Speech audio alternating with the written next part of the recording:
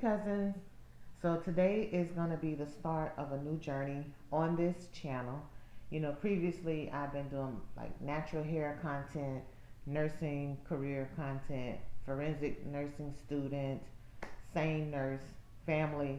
All of that is probably going to remain the same, but I'm going to add this component because it's happening right now in my life.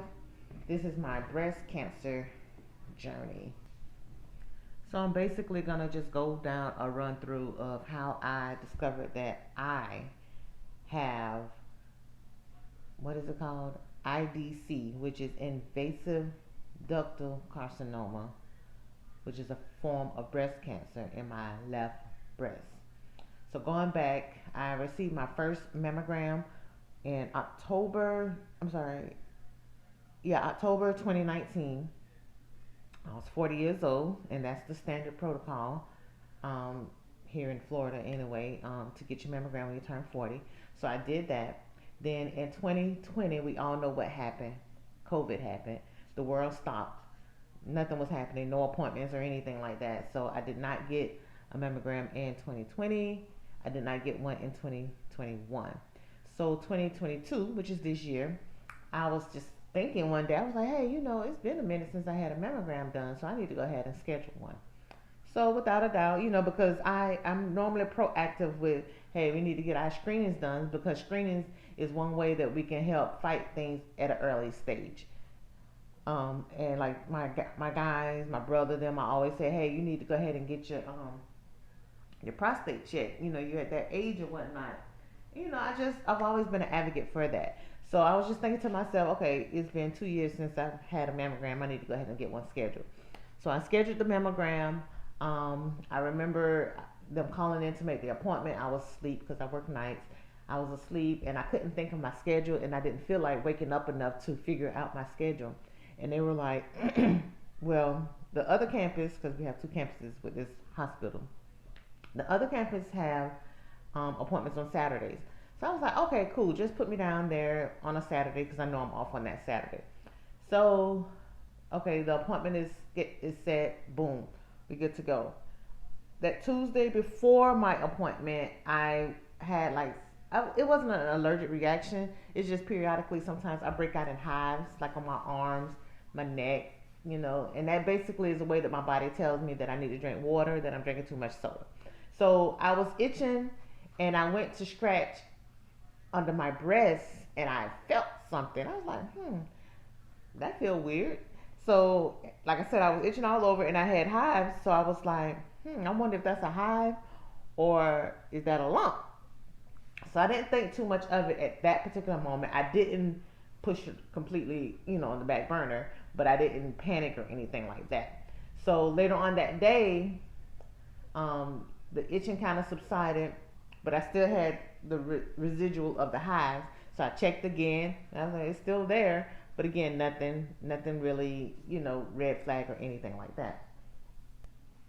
So the next day, when the itching had completely resolved, as well as the residual of the hives, I checked again. Sure enough, it was still there. So I was like, "Ooh, that's definitely a lump." I said, "Well, thankfully, I already have my mammogram scheduled for Saturday." So I just said, I just need to let them know that this lump is there, that I feel under my breast. So every day up until Saturday, I kept checking it as if it was going to disappear, but it didn't disappear. It wasn't hurting or anything. I only felt it because I was itching that particular day, but I was itching all over. So I told my daughter, hey, I feel a lump under my breast. I told my mom. Then I told them, well, I go to a mammogram on Saturday, which is a good thing. We can get it checked out. Okay, so that Saturday come, I told them about the lump, and they put a marker in that particular area. Now that kind of made me question, like, they put that extra marker there so that they can look at it, but would it have been detected if I didn't feel it myself? Or if the marker wasn't put there, would they have seen it? I don't know. I'm going to say yes, but I'm not sure. But they put a little marker there, and they went ahead and did the screenings. You got to, that's a whole nother video if you never had a mammogram. So afterwards, she was like, well, normally the doctor is here to go over the mammogram with you, but on Saturdays, they're not here. So don't be surprised if they give you a call during the week. So I'm like, okay, don't be surprised. But I know I'm gonna be surprised if I get a phone call from a doctor about my mammogram result. I mean, that's gonna be automatically ding ding ding ding, what's going on? Okay, so I don't remember getting a call, but I check. I'm always stalking my chart, which is the system where they put all your labs and everything in. So I was checking my chart just to see what the results of the mammogram was, and finally those results came in, and it said that my breast tissue was more dense than normal, and that they would recommend an ultrasound. So I went ahead and sent my primary care physician a note. I was like, hey, I need a referral for an ultrasound, a breast ultrasound. So she was like, I put one in for your mammogram or whatnot. So I was like, yeah, that's separate. I had the mammogram done. Now they're recommending an ultrasound. So, I mean, I don't know if I needed to tell her that or not, but I did anyway because I'm proactive. I be getting on the people's nerves. I know I do. But anyway, so she put in the referral, and I got the appointment for the ultrasound.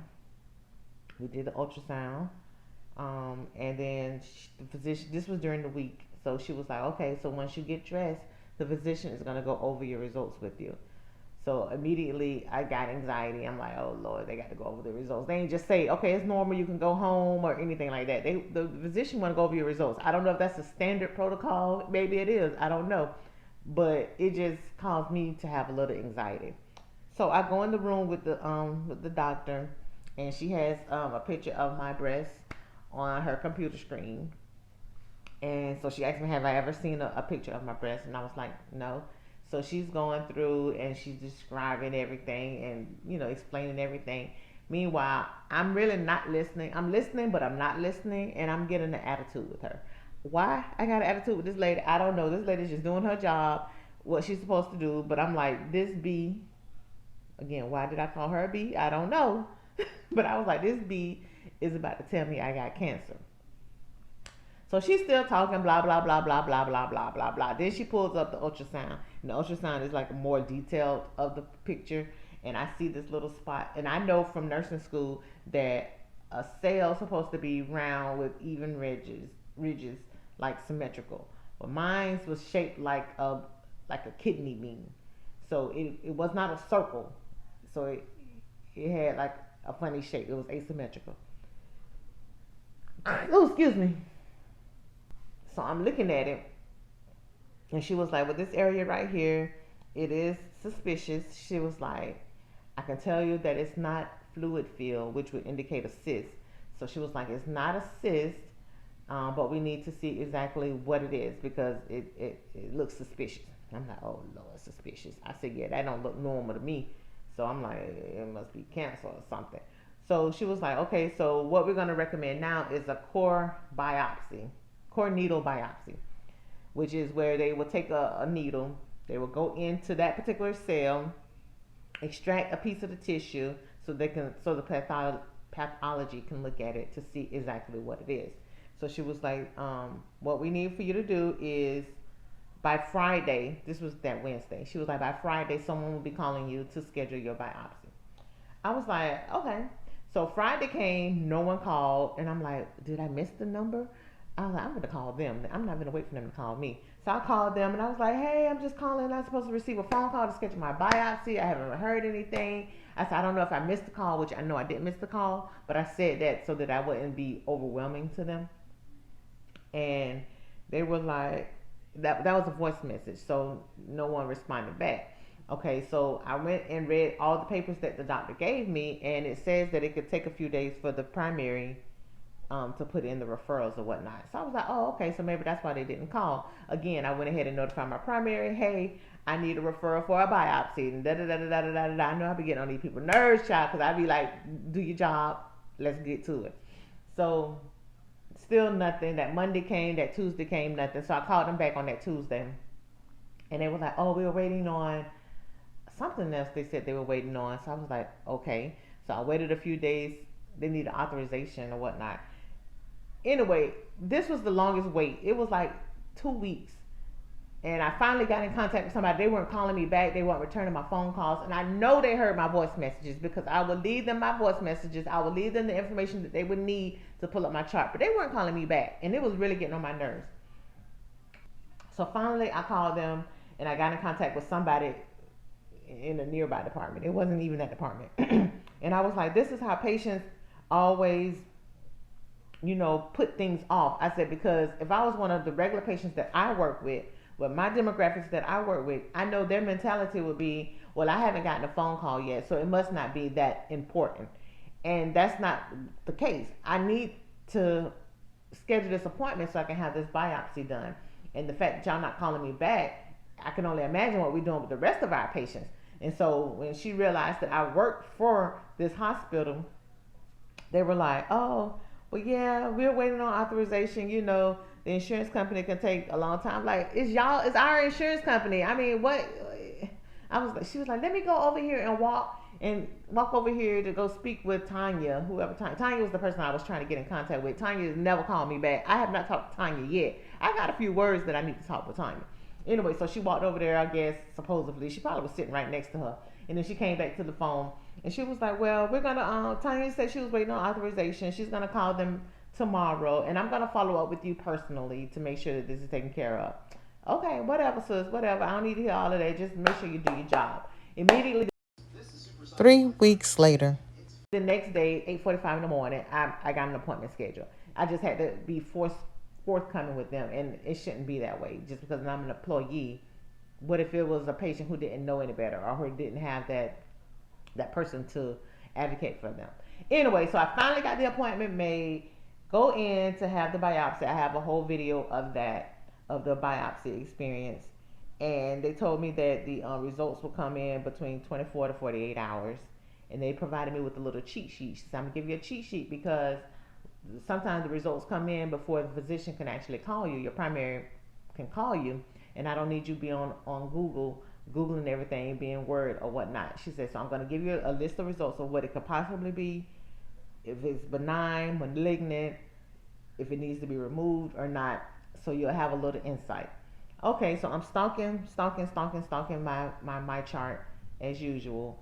Finally, around 4:30, 4:40, I hear the notification come on my phone. I was like, okay, this is it. The results are in. I go to click on the button. Before the page can actually come up, my phone started ringing. Look at the number. I know the prefix of the number. I'm like, okay, that's the doctor. So I answered the phone. It was my primary care physician. And she was like, I just want to let you know that your results for your biopsy came in and it is breast cancer. So I was like, okay.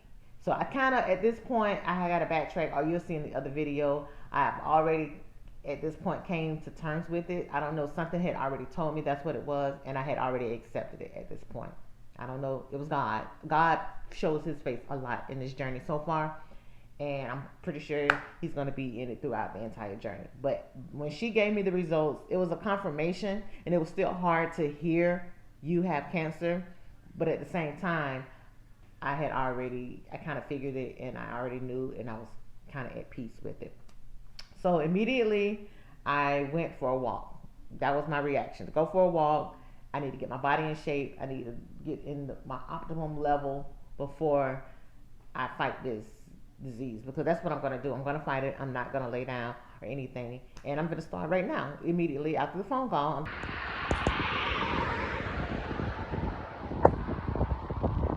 I just found out that I have breast cancer, and this is my way to deal with it. Going for a walk, get my body ready, got me some water. You know I hate water, but I know I'm gonna need a lot of water for whatever treatment plans or whatnot that they may have for me, because I ain't gonna just lay down. So this is where I'm at, day one. I began to pray to God. I've been praying the entire time, but I was like, Lord, first off, I just want to pray that I don't lose focus in you, that I remain strong in my faith, that I don't blame you, that I don't be mad at you. I need to be with you. I need to see you. I need to visualize you during this journey. Then my other part of my prayer is, Lord, give me a way that I can tell my mom and my daughter this news, also to allow them to be okay with it. So I had to work on that for 24 hours, speaking with them, letting them know, hey, it's 50-50 that this could be cancer and we're a part of the team. We need to have a team huddle. What we're going to do, because we need a game plan at this point. It took my daughter a little while to accept it. She probably still really hasn't accepted, but she didn't want to be on the team. She was like, I can't do it. But with prayer and help, I will help her help me. That's the way it's got to be. My mom, she finally accepted it, and my brother, I had to let him know as well. So I told them, like I said, God opened up a way for me to tell them. They accepted. They are my support system, and I'm grateful for them. And that's my journey as of right now. I have another video showing all the appointments that I've had for 2 weeks. I had 10 appointments. Oh my gosh, I was tired. Still working, still doing my internship, doing my little side hustle as a sane nurse. Y'all, I was tired. So I'm just now getting up enough strength to do this video. Yeah, I mean, that's basically it. Yesterday I went in for a follow up with the surgical team, and we're scheduled to do a lumpectomy on next week. They're moving pretty fast. It seems like they're working together as a team, which is a good thing. And I just hope we get to the other end of this. That's my goal, is just to get to the other end. And I'm going to fight it. Boo, boo, boo, boo. As my motto says, I've got things to do. Let's get it going. I got things to do. So if you're interested in following this journey, or if you know anyone that's going through something similar, send them this link, and I'll be trying to update as I go through it. This is the beginning. Like I said, I'm 2 weeks, maybe 3 days in of being diagnosed, and this is just going to be another thing on this page, is my breast cancer journey. Don't forget to subscribe, comment. If you've been through this, give me some pointers, some ideas, some words of encouragement. All of that will be grateful. And that's it. Love you.